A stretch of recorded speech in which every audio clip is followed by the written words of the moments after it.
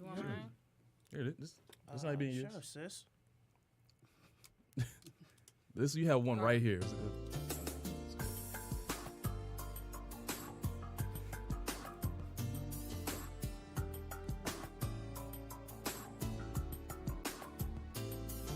What's going on, everybody? Welcome to another episode of Can We Talk? This is your boy Eric. We got the usual suspects here, Anthony, Nicole, and Shayna. And we have two special guests who we're going to interview a little bit later. We have Laura and Don. What's going on, y'all? Hey. Yo, what up, though? What up, though? So, everybody, we have an important day. This is the birthday of our engineer. He turned 35. Yay. Yep. And we're all doing shots. We're doing shots for him. Randy, what's your birthday wish? I don't know. You got to have something. On the spot. Wish for another good year. Hey. Hey. All right, It's shots. good enough. It's good enough. Okay. I'm not about to drink this. Go ahead and Nothing like warm liquor. Oh, God. Oh, I hit the bell when I put it down. That's how powerful it was. So before we get into our interviews, what's going on, y'all? How was y'all week? Any news? Anything I want to share? My week was good. I was off half of this week. I went somewhere that I ain't been in a while. I went to the Turkey Grill on Woodward Avenue. Best place for any Detroiters out there. Best place for fried turkey. I gotta try that, bro. Me too. But I remember we had a past episode called The Death of the Bootleg Man. Yeah. And I saw a bootleg man in there, and it was pretty funny. You know, they had the portable DVD to play off their films to let people know, hey, yo, this works. Wait, portable But- DVDs exist still? No Yeah, portable DVD player. They still Yeah, got those? portable DVD players. But what was funny was how the guy was just selling these movies, man, through like his marketing speech. Allegedly. Allegedly. Yeah, allegedly. Allegedly, It's we all say alleged. allegedly on here so the feds don't come after us. Be knocking on the door. So if don't come after him, you did give the He was a exact salesman, dude. Like, he said, oh, yeah, this movie right here, man, nominated for like 8 Oscars, you know what I'm saying? They got an 80% rating on Rotten Tomatoes. Hey, look at my phone. Look, check it Bro, on yeah, Rotten that's Tomatoes. Yeah, he did his He did his research. thing, man. He was gave the just saying, reviews. He I- gave the critiques. I want to allegedly slide him $5 just for the effort. Wait, did you allegedly slot him 5 or you Just just? allegedly, man. So I'm not gonna okay. say if I did or Okay. didn't. But I was mostly there for the food anyway. But it just I don't know. It was just good seeing that again. You don't see him anymore. Yeah, he disappeared. Now that we got Netflix and all that stuff, we don't need him as much. But That and like loitering is usually not allowed. yeah, that is kind of Turkey grill. illegal, right? Right. Hold on, friends. We've got a technical problem. Oh no. Facebook is getting the audio, but the podcast stream is not recording the audio. Oh. 1 second. Sorry about that. I gotta recap that whole story. Yep. Nah, man, I'm not doing that. Sorry about that. No, that's all. I don't know what's going on. My meters are... Check. Oh, man.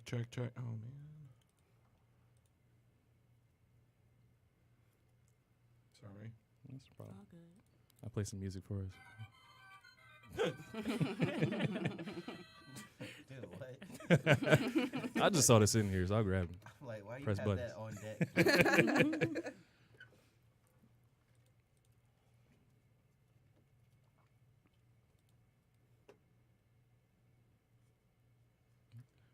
Check. Check. Like, Okay, check. these are picking up audio. Oh. Check. Yeah. Not too All right, Facebook Live people, this happens. Live.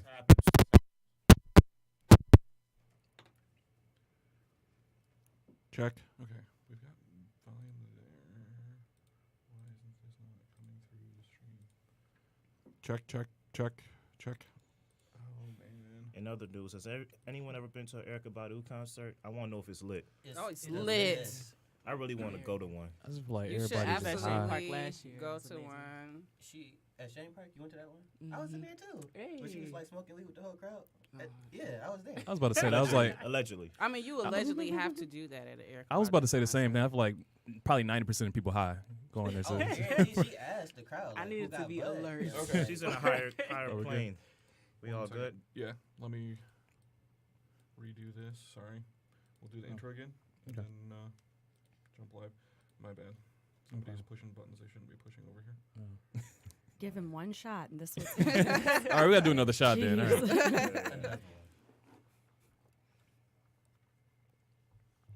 Just an extra So we're one going over there. 60 minutes from now, right? Yeah. Okay. Yeah, you're good.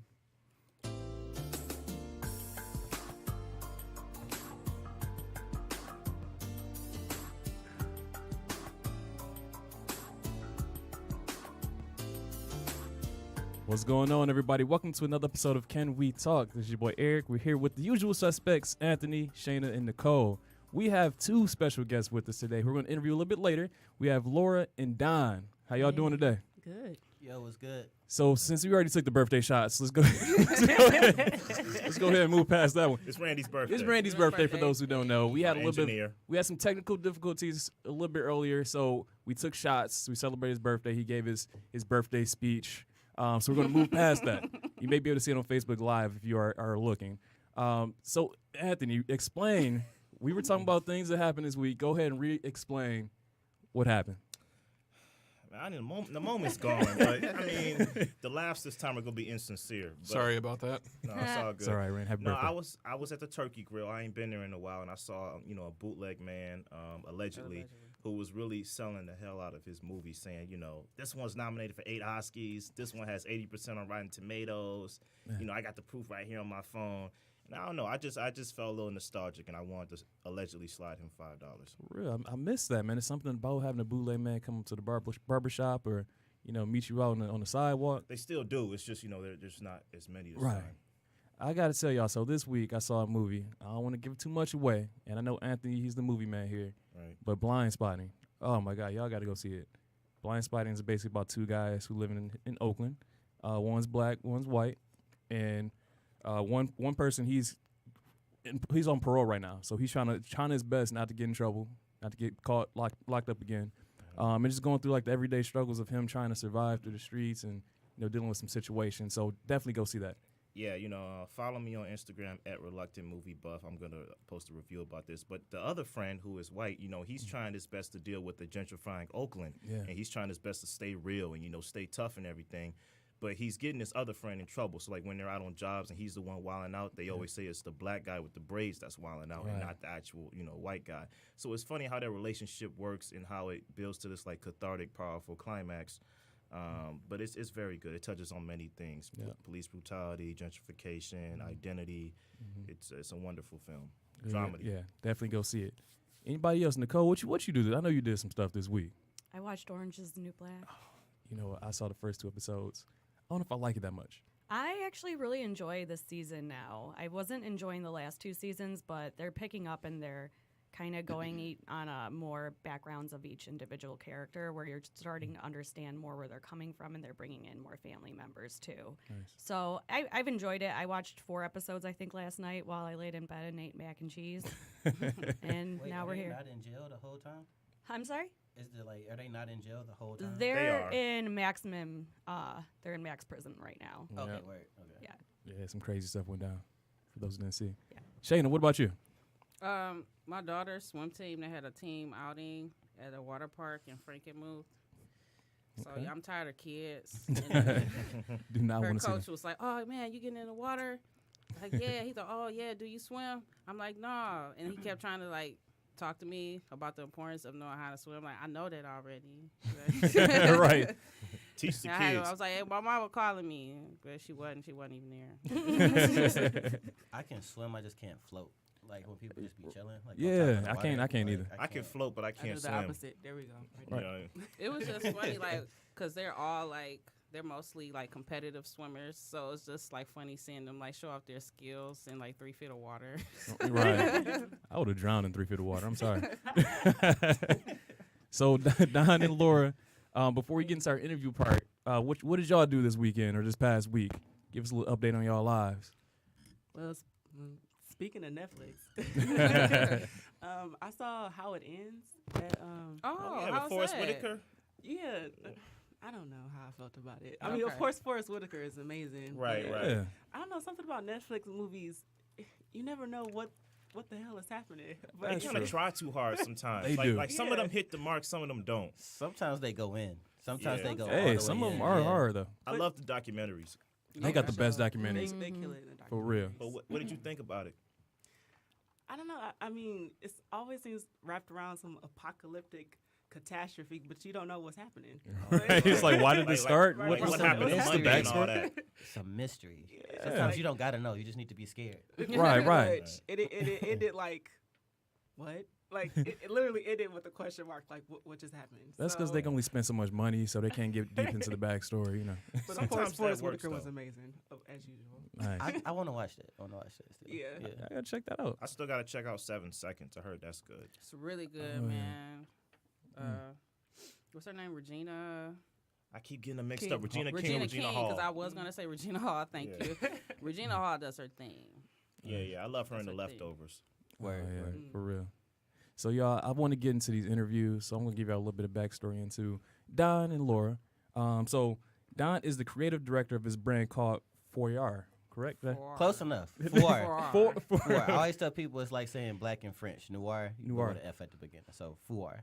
And Laura is the founder of Chiliac Creatives. Killian. Killiad. Okay, I'm screwing up So the that names. I word- apologize. It's all Oh no, you good. straight. It's all good, That bro. word is Greek. It's Grecian Oh. for new age. Oh. Like so, when I created the name, I was thinking of like a new age, like millennial concept for Yeah. creativity. I like that. I She like that. fancy. I try. And so both of them are co-creators of an annual project called Black ID, which is an identity arts exhibition. So thank you all for being here. We appreciate you all for taking the time out of your day and spending your Sunday with us, Oh, for Yeah, sure. for sure. getting Y'all some gotta have drinks with us. Thank you for having me. That's right. Yeah, we like to treat our guests good, you know. Yeah. So I want to start off. Can each of you talk about your individual organizations and companies, and then sort of how you came together to create the Black ID? Yeah, for sure. Starting with Laura. Anyway. Don. Let's go. All right, so how did we begin? So I was the visual artist fellow at the Car Center about 2 years ago or so. Mm-hmm. And aside from that, I just like to go to like various art events across the city. So She it was be in the streets. I be in the streets. I Yeah. try, you know. Yep. So I was just happened across to go to Stay Laced events because I heard that they have like really awesome art shows and they have live events, and it just so happens that it's ran by Don here, Stay Laced, aka. Stay laced. And so it was my job to collaborate, think of some new exhibitions for the Car Center Gallery. And so I approached him after he did this amazing event called Wake Up Detroit.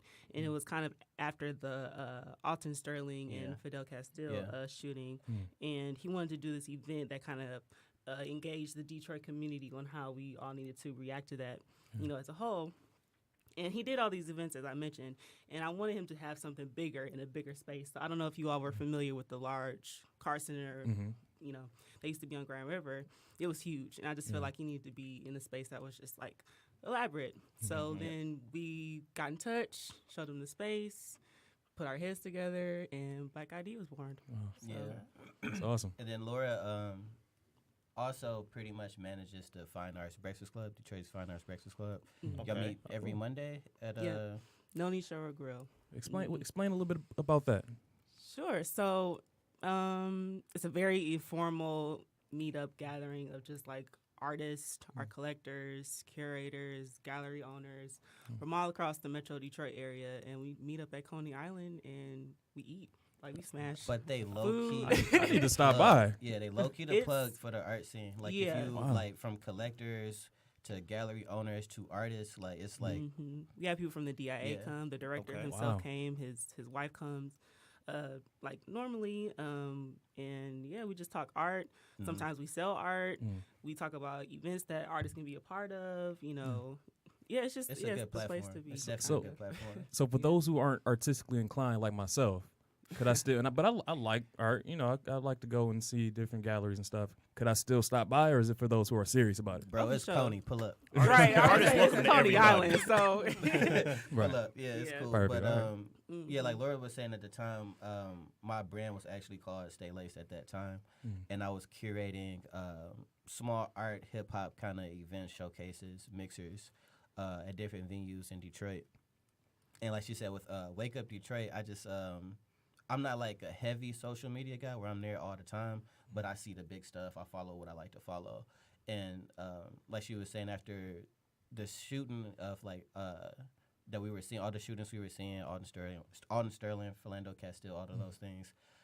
I kept seeing it like over and over, right? Like you couldn't scroll through anything without seeing those videos. Yeah. And I'm like, bro, this is crazy. You know what I'm saying? And like,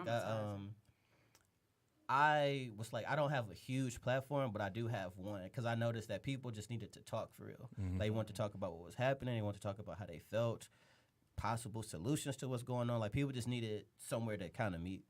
And I'm really cool with Phil. He owns the Baltimore Gallery. So I literally hit him up that night, like, bro, like, I want to do this thing. Can I use the space? Like, what you think? And he was like, I'm here for it. Let's do it. You know, so like, all love too. You know what I'm saying? Yeah. We donated some bread and some supplies to the gallery and stuff, but that was it. And we had some politicians, lawyers. We had some speakers there. We had from different organizations in the city. We had just people who wanted to talk. You know, it was a great mix. You know, we had some poets, some artists, all type of people came. And it was jam packed that night. It was really diverse too. You know, which was cool. It was a great mix of people. But then, like Laura said, she was like, "Yo, you should do this, but like way bigger. You should come see my gallery." I'm like, "Man, whatever, dog. Like I never heard of it for real, to be honest. You know, but I never been. You know, and it was a 3-floor building, so we went. I'm on the first floor, like this is cute. You know, we can do something small here, like a poetry night." She's like, "Okay, but how you feel about using the whole joint?" I said, "Say word. It's a whole. It's more. Let's see what's popping." Then after I saw the space, I was in love. I was like, "We about to go crazy." Wow. Yeah, and we spent the next couple months gathering artists, planning it out. How many artists do we have in the first show? It was a lot. It was like over 50. Over 50 artists. We had over 100 pieces of art. All 3 floors. The second floor was full of experiences, like for music. We had a bar. We had food. We had live performances from artists in the city. And we had over 500 people come out to our first night. That's awesome. Yeah, and that kind of birthed us doing this annually, you know, type of thing. It was a good platform, and the Black ID was a reaction to that as well. It was kind of like giving artists a platform to explain what the Black identity is to them, like whether that's through from the feminist standpoint when we have like women artists in the show, or whether that's from the millennial standpoint of like just the younger crowd. You know, it was a great mixture of artwork, you know. So it turned out really dope. Yeah, that's awesome. I think we mentioned in the very first concept of the show, because it was entitled Black Identity Redefining the Black Body, as you were saying. I remember that. It was the idea of, we wanted to transform the idea of what the black body looks like, where you were saying like you constantly saw it as a violent, you know, organism, like either being shot at or beaten or, you know, traumatized in a sense. So we were trying to give the artists leeway to give them, asking them to redefine it. What's your idea of what the black body looks like? Yeah. Okay. And when we curate, it's kind of like we don't want to pick stuff just that we like or that we relate to. It's kind of like this is literally a space for the artist to tell their particular story. So we have such a variety of work in the shows, from installation pieces and sculptures to fine oil paintings and things like that, you know. And it's like, you know, when you're curating through a show, we had a piece in our last show that almost didn't make it in, type of thing. Like the artists and along with Laura had to like fight to keep it in because the gallery itself was like, I don't know, bro. You know, it was controversial. Yeah. Not even really, but to me, it's not controversial. Right. It's like politics in it. Like it was a image that kind of like depicted New Detroit in a way, kind of, and it like mentioned Quicken Loans. I'll put it that way, and it wasn't even like heavy, like hey, Quicken Loans. Right. It just mentioned it like Quicken Loans is hiring, and they're like, I don't know, bro, if we can have this in the show. I got a question for that later, but I wanted to just touch on like, so when you hear something like art, initially when you come into contact with such a term, you know, it can be kind of intimidating, because you may not interpret a painting or a piece of work in the quote-unquote right way. Because I know art used to be intimidating to me when I was younger. Like there's a famous photo of a woman that's sitting by the countryside that's like this, you know, the screen. Oh, yeah. That's Van Gogh. I think it is. No, but I can't remember the name of it at the moment, but no, it's not Van Gogh. Right. I think it is. But I used to be Whatever. like, somebody used to ask me, hey, what do you think of this? And I was like, oh, I mean, my imagination was based off TV and movies. Oh, she's running from a serial killer. And the person was looking at me like, okay, that's a different kind of interpretation. So I got kind of a little intimidated. But as I grew up, I realized that, your interpretation is your interpretation. Right. No one can really tell you you're wrong or you're right. Just Yeah. because most people think one thing doesn't mean others, doesn't mean that everybody should think that. So what This one? Yeah, that one right there. Edvard Munch. Yeah, There we there I we was go. close. Show it to the camera. I don't know. Can you do that? Yeah. So when I looked at that, I thought, okay, running from a serial killer. So what do you think about people being, a little apprehensive about art, being a little, on the fence? Like, I don't know. I'm not really, a thought-provoking person like that, or I don't really think that deep. What do you say to them? Ooh, this is good. Yo, so Laura's heavy. Like, all right, like she does this art. Can I cuss on here? I'm not gonna cuss. You can curse. You can Oh, curse. sweet. She does Go for this it. art shit, right? Like that's what she do. You know what I'm saying? Like, Right. I'm more of a spectator. Like I enjoy it. I don't I do like creative direction, but I don't do like art, right? So to me, it's more of like visual. It's like I like what looks good, and then if it ties to a deeper story I can relate to, I'm like, oh, sweet, that's hype, type of thing. But I don't personally always look for those things, and I think that art can be something just to be enjoyed, and it can also be something with a message tied to it. And like you said, with interpretation, I think like just being open to things and like looking at it from fresh eyes, like, oh, this is hype. Yeah. I could rock with this, or like I don't understand this at all, but it looks great. But I know it Right. looks dope. You Or know it looks dope. That's it true. looks stupid to me because I don't like it. That's cool too. You know what I'm saying? But it's like just being open to like someone else's idea. Is what I kind of how I see art. Wow. El Bookie. So what you were saying, I can absolutely understand because I feel like there is a type of intimidation centered around the art world and a type of elitism, and it's actually very annoying. And It can be. because, like you were saying, it is open to interpretation for every individual. But I feel like a lot of galleries or museums already constitutes or creates this idea of what that specific piece needs to be interpreted as, and especially for people of color, here in the city of Detroit, who has the museum like the DIA, and some who've never actually been there before, they're really not going to go in there and actually want to go see because they're already thinking like, oh, well, I'm not even going to understand what they're talking about. Right. 'Cause, they already have this idea of what this piece should be, and I should just know. It should just be innate. And me being a creative already, I already initially have my own idea of what I see, and I'm going to interpret it as is, and I don't really care if anybody else has a different idea about it. But I want to make people of color, specifically younger kids. I think I mentioned earlier before we came in the booth how I was teaching during the summer program. Every Friday, we would take the kids to the DIA, and I want them to be able to open their minds, understand, and see what they're looking at, and not get deep. Don't use big dictionary words, but just say what you see and be okay with it, and say I don't understand, I don't get it, or even say like, why is this flower pot here in the DIA? Like it's like it's okay, to be like I don't understand, and me being a person who has studied it to explain and not be conceited about it. And also to that point, whenever we have Black ID, we do programming throughout the whole month. To keep people engaged with the exhibition. So during our first Black ID, every weekend, we did it in February. Every weekend we had a different event in some way, and one of those things was a kind of like a kids day, and we had like an artist volunteer her time to just teach kids, spend a day teaching kids some basic art principles, some drawing principles, some painting principles, stuff like that. As we were talking about before we came into just giving people that outlet and some experience and things. It's cool. Yeah, I think the interesting thing too is that art sort of encapsulates the human experience, and as humans, we don't all see the world from the same lens, right?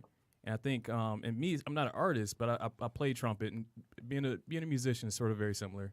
You're expressing yourself in a way that that's very interpretive, depending on that person.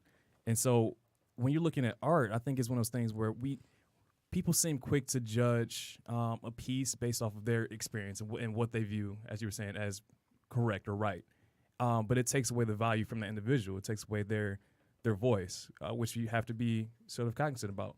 I do want to get touched into a question about this idea of... Hold on.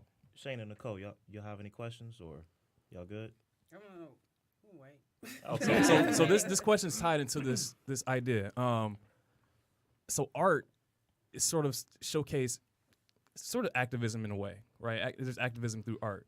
I guess as artists, how do you sort of cultivate that within that sort of activism within what you do? And so how do you push other people to use activism or use art to sort of push the activism as well in the community?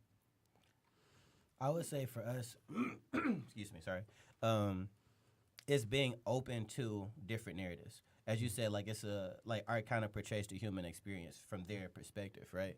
And instead of us being like closed off to certain things, like, we have different artists in the show who are all telling different stories, right? Mm-hmm. Instead of being closed off, like, oh, we only want this in the show, like it's literally in how we curate. Mm-hmm. So we could be closed off to different things. We could not allow art into the show, but we have our overarching theme, but then it's like we keep it open to all the aspects, all the intersections that encompasses. Mm-hmm. And I think that sometimes, as you were saying, like art being intimidating, sometimes artists themselves are intimidated to create these things. Mm-hmm. Because it's them, like you say, even with music and stuff like that, it's them putting themselves out there. Yeah. Inevitably to be judged. Type of thing. It's like, what if people don't rock with what I'm saying? What if this comes from it? And artists have some like ridiculous reactions.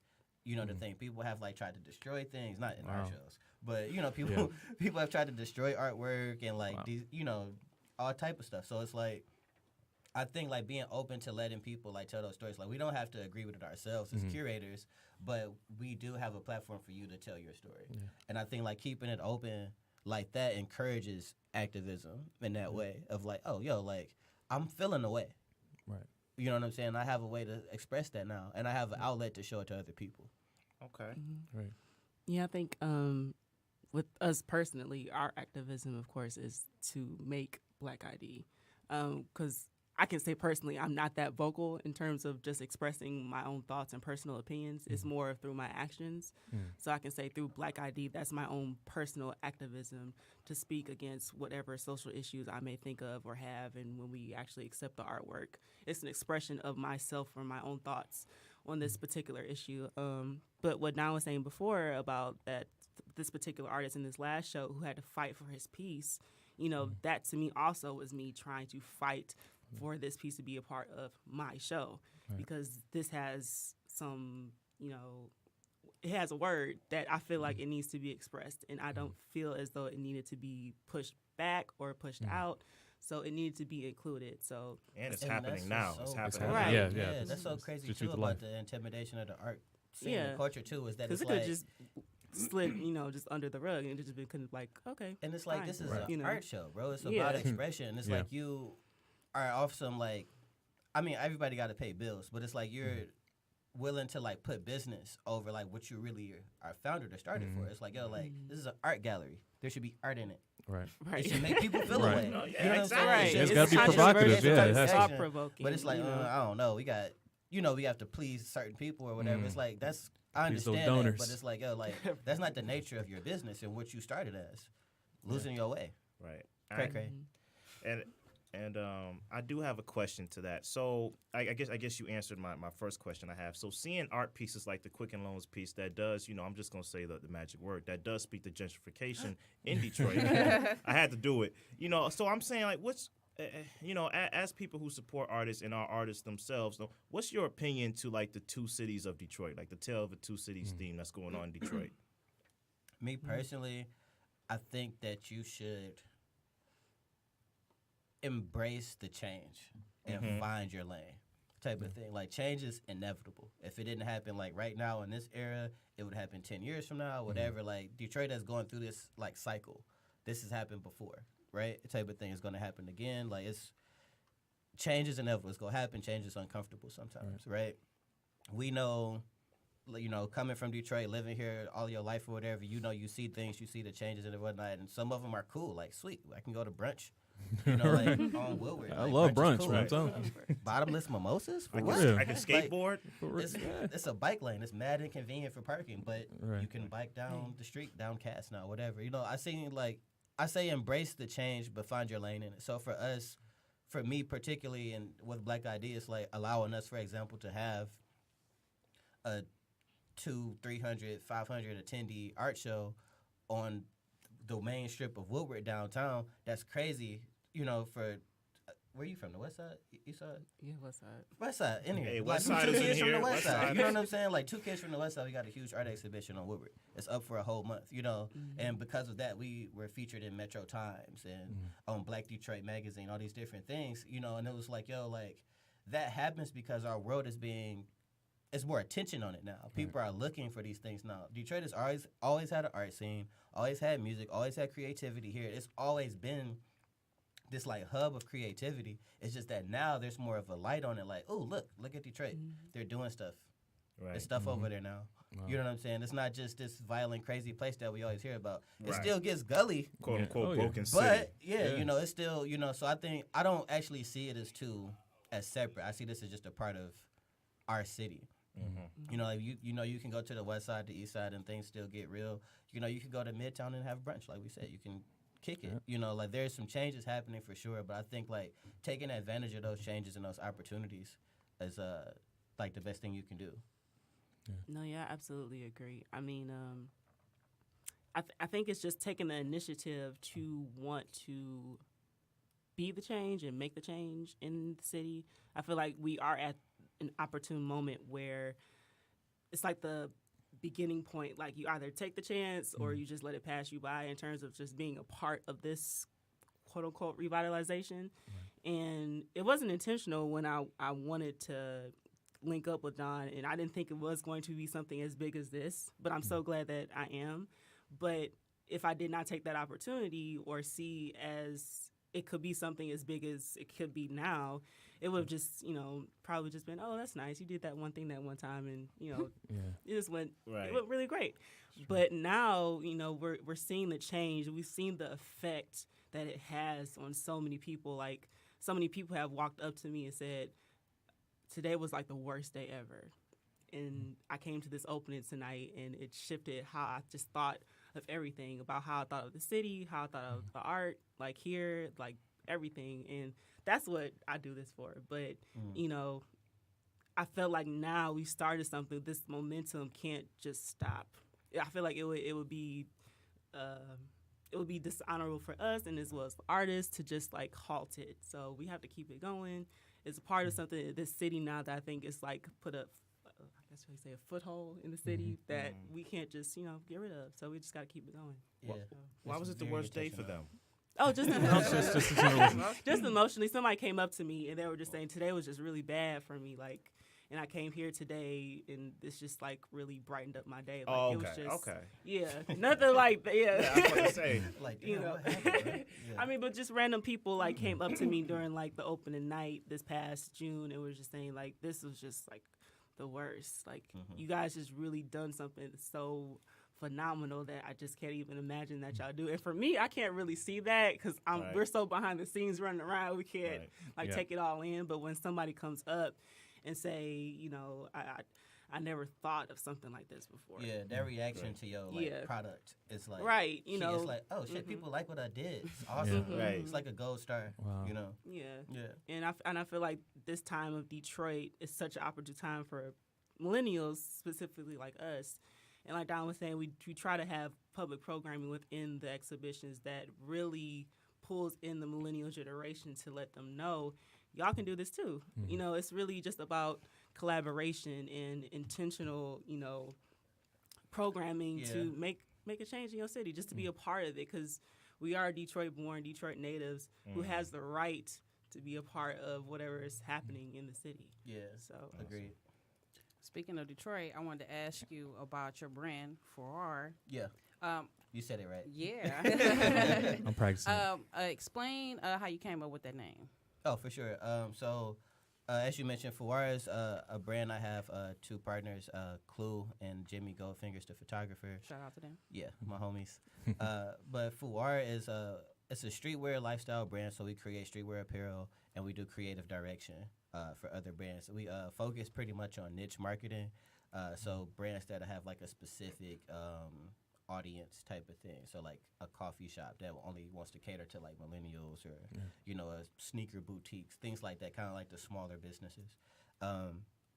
The name Fouar is actually a combination of two words, fond and noir, which roughly translates to Black Bottom, which is obviously like a historic Detroit neighborhood that was destroyed for the construction of, I think, 75 freeway. Excuse me. But it was a black neighborhood, but it was also like a cultural hub as well for music and entertainment at the time for our city. And when we were kind of my partner Clue and I, we were already like doing like things separately that were like similar. Like he was doing this like sneaker art show. I was having my Stay Laced events that Laura mentioned earlier, and we met at Nojo Kicks, a sneaker boutique downtown. We was both working there. And it was like, oh, you do cool stuff. I do cool stuff too. And then let's be friends. Yeah, and then we linked Are we up. best friends? Yeah, what is this happening? So we linked up. We worked on a couple projects together while we were there, and then we worked at like 2 jobs together and just got really cool. And then after that, we actually like designed a sneaker. And I was like at my desk at one of my jobs, like working on it when I was supposed to be like on the phone talking to like clients or whatever. Allegedly. Yeah, and he just would come to my desk because he didn't want to be working either, and be like, "What are you doing? You know, like what's this type of thing?" And I'm like, "Oh, bro, yeah, like I designed it for like this competition that I did not win." And he's like, "Yo, even if you don't win, we should make it. We should do this, right?" And that kind of transformed into us like building a brand as that being like our end game type of thing. So like starting with our blog, so we like touch on just different things in the city, events in the city. So we kind of like it's like a Detroit blog for like just lifestyle. And then we started creating apparel because we've always been fans of sneakers and streetwear. We both big sneakerheads, collect shoes and whatnot. And that what we were doing, we actually were able to do a project with Nike not too long ago where we did a collection of 2 sneakers that kind of like were themed around the city from our like aspect or like, you know, viewpoint or whatnot. And like that did really well. Like we like sold a bunch of shoes. We did really good. We had a lot of people come out for it. And from that we decided we wanted to do creative direction as a service for other people because a lot of people were enjoying like our aesthetic, our approach type of thing, and like really helping other brands like focus on their narrative and getting that out became like part of our passion as well, you know, kind of like with Black ID, giving people like an opportunity to like push themselves. So yeah, that's kind of like what Fouar is and like how that came to be. And you had this opening in Nojo Kicks, right? For our Nike collection, it was called Detroit Is. We had the launch at Nojo, Yeah, Nojo Kicks. I always joke that I'm too broke to buy anything in there, but I love to look at all the shoes they got. It's just like it's like a wonderland. Yeah, it's awesome, bro. Yeah, it was awesome. We did some merchandise to like accent the sneaker release. We unveiled the sneakers there, so they were like covered in like black covers or whatever, and then we like unveiled them at a certain point. So they're made to order. The shoes were made to order. Like you had to like buy it, then it was made type of thing. But Detroit was kind of like when we talk about gentrification and things in the city, the idea was for the collection to kind of be a voice for Detroiters. So Detroit is like it's an unfinished sentence, so it's like Detroit is with like a blank space. Okay. And the idea is that we as Detroiters kind of fill in what that space is. So like we had a big sign with a bunch of blank spaces. It was 100 spaces. All of them ended up being filled. And it said Detroit is with a blank space, and they could write like their name in it, like Detroit is the people, I'm Detroit or whatever.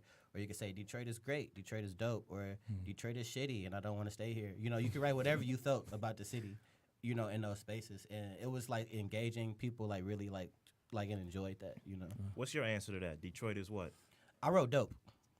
Okay. I wrote dope. That was my answer. But like we talked about earlier, I see a lot of opportunity here that has not always been here. Type of thing. You know, I graduated high school in like 2009, and everybody was like, I'm going to school somewhere the fuck else. Yeah, pretty much.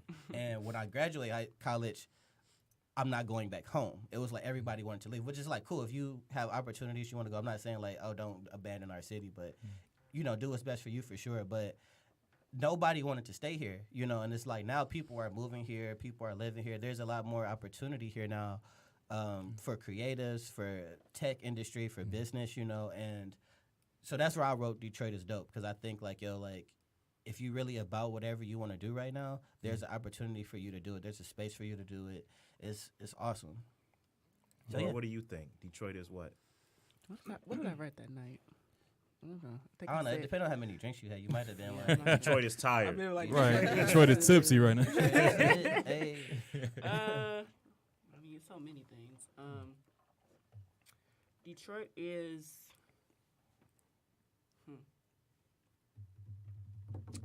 Impenetrable.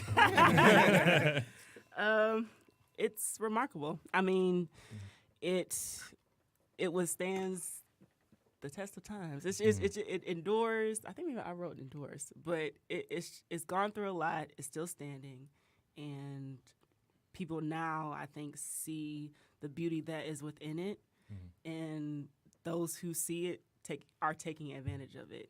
And like I mentioned before, you just got to get in there, or you're just gonna lose your spot. I can definitely agree. I mean, I grew up being taught that Detroit's dangerous, do not go there, especially towards my teenage years when all my friends wanted to go. And it was made a very big deal, and I wasn't going to be safe if I was going by myself. But recently, the last 5 years, I finally branched out and started going on my own. It got to a point where I was going every weekend. And nothing had just made me that city will bring tears to my eyes.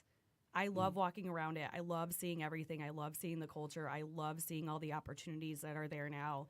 And I'm almost bummed out that I didn't get to experience the growth part of it. Yeah. Well, you can experience it now. I know. I can. It's going crazy right now. Yeah. There's so many. Yep.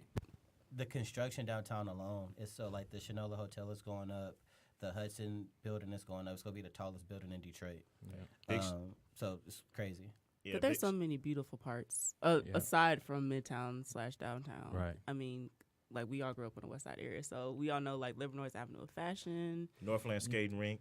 You I grew up around there. I was just there for their I think they had something Memorial Day weekend. They had this huge roller rink day or whatever, and hundreds of people bombarded that whole space, and they were just roller skating. It was just so cool. It's just so many parts of the city that nobody gets to see because they have been told, don't go to that area, don't go to this part. Right. They don't want to see. They don't want to show the parts of the city that are maybe up and coming, but are still beautiful. Because they don't have the shiny logos or exteriors or sponsors or whatever. But it's still other parts of the city still exist that have people in there that experience good times. Yep. So True. Yeah. So I got a question for y'all. When y'all were growing up, when did that light bulb switch? And you're like, this is what I want to do. I'm into art. This is Your watershed moment. a watershed moment. I still don't know what I want to do. Do you know what you want to do? Yeah, so I've so my brand, like I said, is focused on creating streetwear apparel and doing creative direction. And literally, when I was in middle school, I like most kids, I'm not gonna give you the broke black kid story, but most kids, I couldn't my parents couldn't just give me all the stuff I wanted or whatever, so I couldn't get Jordans and stuff like that then. So my mom would get me she would try so hard to get me in Payless shoes, and I was like, do you know what's gonna happen to me when I go to school? You said episode of You know what I'm Atlanta? saying? Episode of Atlanta, yeah. Either way, but I had a pair of Feelers, and I used to just swap the laces to make it seem like I had a variety of colors and flavors and whatnot. I definitely did not. So I had those and a pair of K-Swiss. But either way, it was we had one of those mock collections where you can do the most fashionable or something like that, most whatever. And I got nominated, so I was hyped. Oh shit, niggas noticed. But I didn't win. I lost to some dude who wore a tall tee. And that was the thing back in the day. Lean with it, rock with it. Right. I was hot, but either way, I was so mad. But either way, I've always been really passionate about just fashion and clothes and whatnot, But I didn't. We talked about exposure earlier. I didn't know that it was a thing. So I originally went to school for engineering. Okay. And I was doing mechanical engineering. I was killing it because I was good at math and science. So Dean's List shorty, I'm out here doing my thing and whatnot. But I always had this side passion. I always was designing clothes that I couldn't make or drawing on stuff or whatever. And I was I didn't know that was a thing yet. Fashion design or graphic design, none of that. So eventually, I slowly found out what graphic design was, and I was this is a thing. People do this. They pay you to design stuff, and then I switched my major to it and whatnot, and I paid for some like art classes out of pocket. I went to Western for a little while, so I was up in Kalamazoo. I took some art classes at the Kalamazoo Institute of Art out there. Okay. So I could learn basic drawing skills, and I downloaded illegally Photoshop. Allegedly. Allegedly. Oh, yeah, Hold on, allegedly. I found it on the internet. No, we paid for it. right. I got a subscription now, Adobe. I got a Right. subscription now. I have. So he's a paying customer. Because I need Illustrator too, and I couldn't find that one. So, but either way, so like I just got it cracking, and I started designing my first merchandise under Stay Laced, and at the time I was doing things to match sneakers. That was like my whole thing. Like everything needed to match a sneaker release, and when I was making gear or whatever, I got a really good response. Like it started selling out, so I started traveling to sneaker conventions and stuff. And like I would have like a line for my shirts, or like people in other cities was wearing them and buying them. I went to SneakerCon, which is a huge sneaker convention, like in Chicago and New York, and people responded really well to it. So when that happened, I was like, yo, I'm doing the right thing. Okay. You know what I'm saying? Like people are responding well to what I'm doing. I'm loving what I'm doing. I need to find out how to do it more. Okay. I have not leveled up to that yet, like Sierra, but I'm gonna get there one day. Okay, so from the beginning, Take us back to childhood. Right. I mean, I always wanted to be an artist like my mom. She's an amazing graphic designer. She studied at Wayne State. She worked for the medical school, and she would make these very intricate drawings. And of course, I wanted to be like my mama. So I wanted to be an artist. I wanted to be that since I was a little kid. I actually did not study that. I think I mentioned like at CAS because we had the curriculums, and I studied environmental science. Like, why? I had an awesome science teacher, so she made me want to like science, but I was just like, I don't need to be in this. And I studied under Singor Reed, who's also an amazing Detroit artist. Yeah. I used to skip his class so much. And Technician talk. Right. Right. And he did an art history class, and I'm just like, this is what I need to be doing. Why am I not doing this? And so I decided at Grand Valley State University that I'll be studying art history and anthropology. So that's what I got my BA in. And ever since I graduated, it's just been that ever since. It's mainly been art administration and, of course, curatorial, like I mentioned with Kilia Creatives, which I started about 2 years ago. It's been about consultation, art management, working with artists, doing exhibitions, arts events, event planning, things like that. But now recently I just got accepted into Cranbrook Academy of Art, so I'll be studying photography. Congrats. And I always knew that I was a creative at heart, and I think all those things intersect.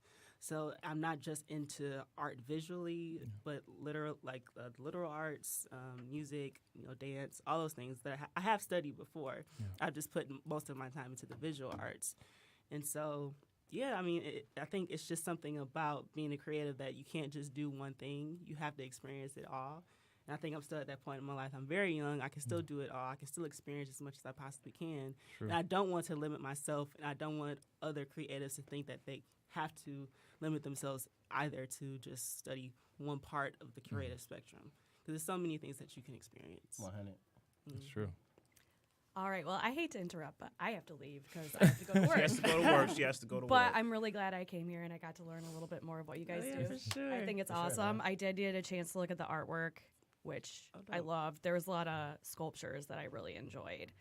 Nice. But thank you again. Yeah, for sure. Happy birthday. Happy birthday. For sure. See you guys later. See you. Yeah, see you. Nice to All right, Nicole. See you, Nicole. She's one of the real ones. Right. I try to be. So I know you said that again. You're going to leave it open in terms of the next path, in the future. But like, where do you want to be? Like, what is that? Like, when it's all said and done, like, what do you want people to know you as? This guy? Both of you. What I want? My long-term goal is to actually open a studio store. And in that space, I plan to sell my merchandise. I plan to work on our creative direction services and actually use it as a hub as well for different creative events in the city. So to me, that'll be a space for like me to welcome and help other people with a vision or an idea.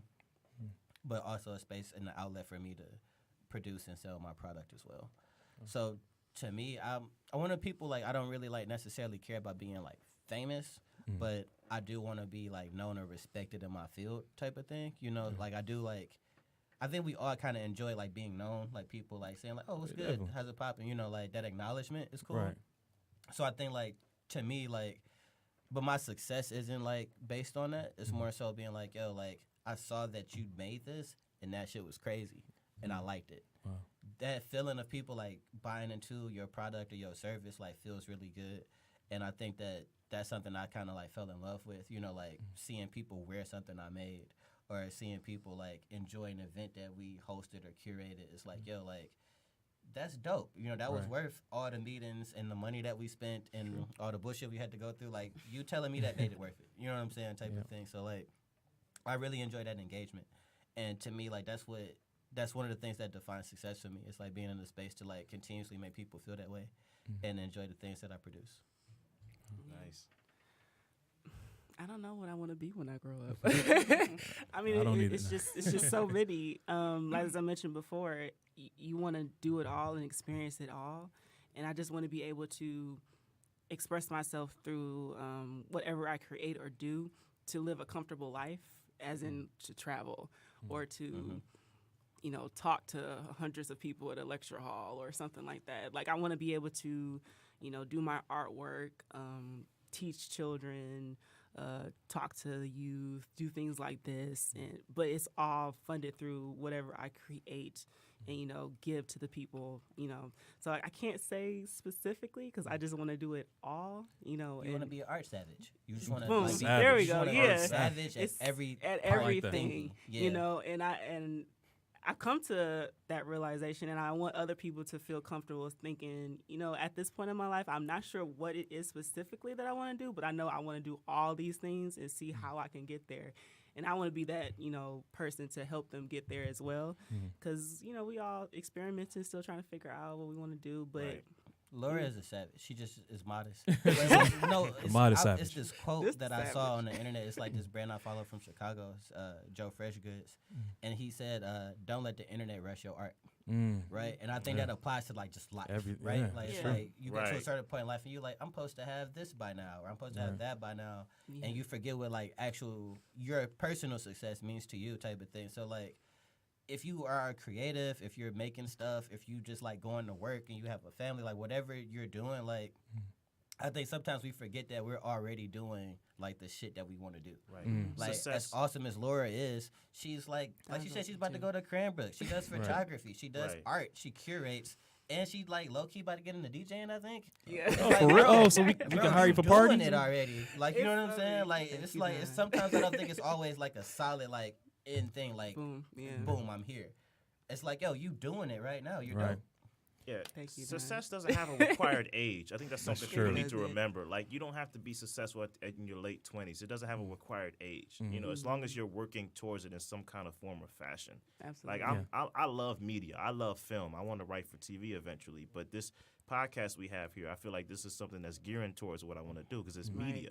You know what I Dude, mean? 100. I think like the best example of that ever is 2 Chainz. 2 right. Chainz is like 87 years old. You got But great grandpa. He been in the game for a minute though. You know what I'm saying? Right. He rebranded himself and all of that, but low key like is hot in the streets. Like he's always like pretty relevant music wise. You know He what I'm has saying? an But he's Instagram much page that's older in the pretty game. good. He has shows on Noisy, I think, like Noisy or Vice, one of them. No, But it's on, yeah. it's on Versace collab, like bros out here. You know what I'm saying? Type of thing. So it's like just like I think like focusing on like what gets you inspired and less on the end. Like you should for sure have goals, for sure have like somewhere you want to be, but like focusing on like what got you into whatever the fuck you do. Right. Is the biggest part of it. You know what I'm saying? Like we always kind of chase that success because we got bills to pay and stuff to do, Exactly. whatever. But it's like, yo, like if you stick to your passion, like yo, like this is what I like to do.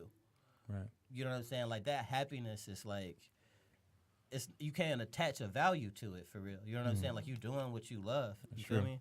So yeah. But like you said, Don, I think sometimes we got to step back and appreciate what we've done so far, right? A lot of times we don't. We're rushing to get to that next point.